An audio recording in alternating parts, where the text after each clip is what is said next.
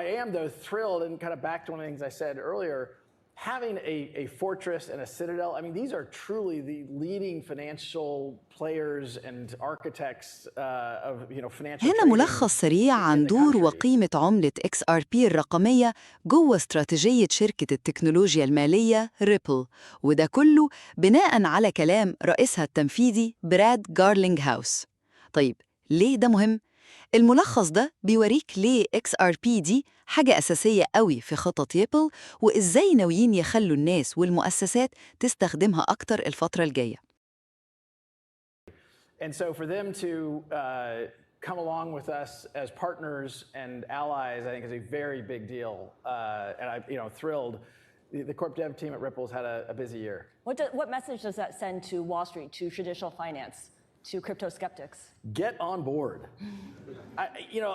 I mean, we talked earlier today about the fact that there's still over 50% of the financial institutions in the United States have. أول حاجة XRP دي هي المحور لكل حاجة ريبل بتعمله، تمام؟ يعني أي شركة بيشتروها أو أي شراكة جديدة الهدف الأول والأخير منها هو إنها تقوي وتدعم نظام XRP.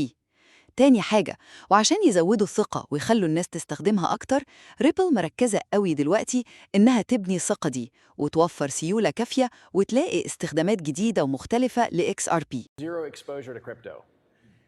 I mean, there's zero chance that that's going to be true a year from now.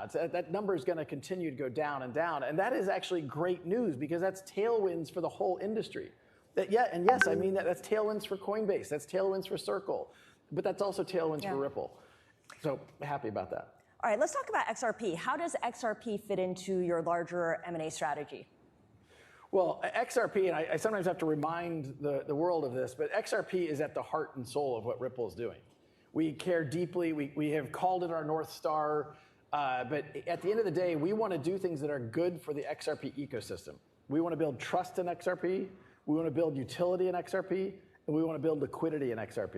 And each of the acquisitions we do, in one way or another, we believe it will do those things. Now, it may not be, some people may look at it and be like, I don't really, scratch their head a little bit. Well, وهم شايفين كمان إن لما القواعد والقوانين تبقى واضحة أكتر، ده هيشجع المؤسسات الكبيرة إنها تدخل السوق وتستخدم XRP، وده طبعاً هيزود الطلب عليها. أخيراً بقى، إيه اللي يخلي XRP دي مميزة للمؤسسات؟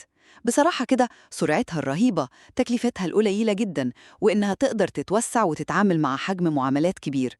ولو اتعمل صندوق استثمار متداول اللي هو ETF خاص ب XRP في المستقبل، ده ممكن جداً يسهل الدنيا على المستثمرين ويدخل ناس جديدة خالص السوق. يعني الخلاصة XRP هي حجر الأساس في خطة ريبل عشان تجذب المؤسسات وتطور بيها شكل المدفوعات في العالم.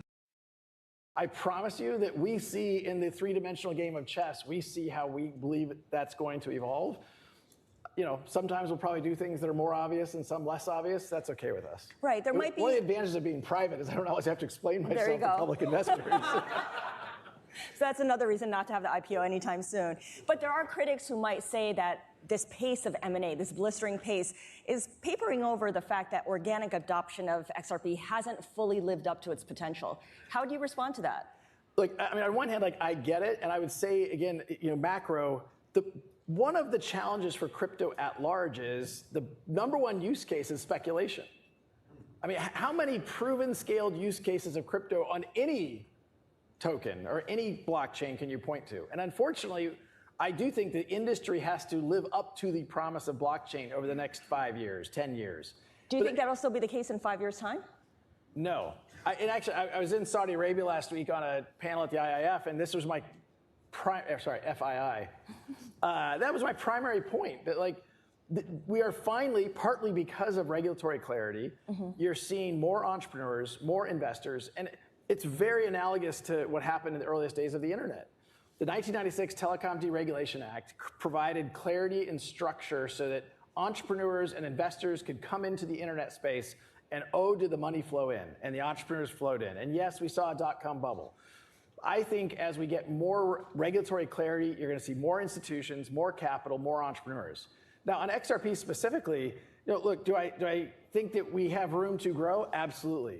But if you told me 3 years ago, you'd have literally, I think there's 100 different interesting startups going on in different aspects, some even competing with the Coinbase, on the consumer side, there's a ton of growth that's going on in the XRP ecosystem.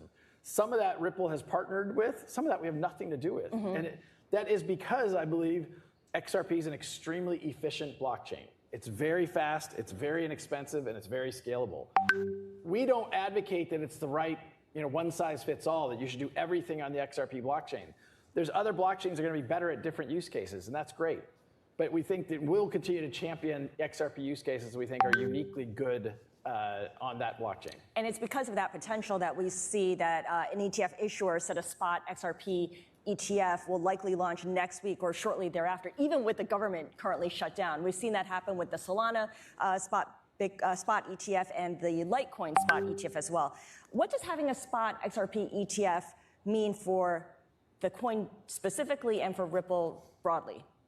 Well, look, I think anytime you are seeing the kind of trust and institutional dynamic of an ETF, making it easier to access and bringing capital into the XRP ecosystem, that's good.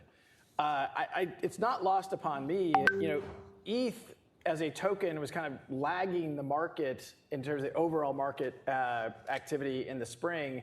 And then the ETH ETFs went live and ETH went on a tear. I don't think that's a big surprise. You saw people easier access coming in. I think the first ETH ETF, grew to $1 billion, very, very quickly. I can't remember the exact timeline.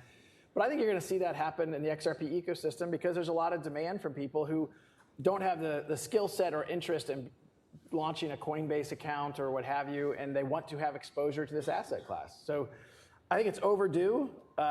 It's frustrating that some of these things have taken so long, but I'm not yet saying it's going to happen next week. I know people on the panels have said it's happening next week. I've heard that said before, so I'm not going to count on it. But it's obviously very, very soon, and I think that's good for the industry.